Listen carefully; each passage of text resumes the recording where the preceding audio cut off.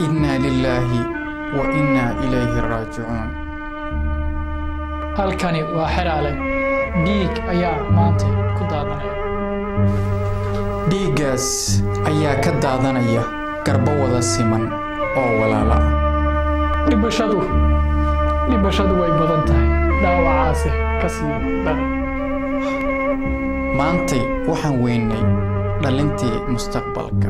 dadkaygow lama taagna xilligii dhalinta la ciribtiri lahaa. dadkaygow hooyo kale gablan ha ka dhigin. dadkaygow siyaasaddu yaysan noqon koobka dhiigga walaalka aad ku cabto. dadkaygow dhiigga daadanaya hadal aynu ku bedelno. dadkaygow xeraale qabuuraha ka dhiginine xeraale xaal mariya. dadkaygow farisku taagga horumar ma keeno, kala roonaansho walaaltinimo ayaa lagu gaaraa horumar. dhalinta qalinka u dhiiba oo qoriga ka daaya.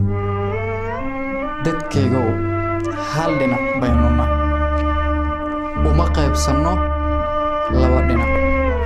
dadkaygow aynu joojinno ilinta carruurta.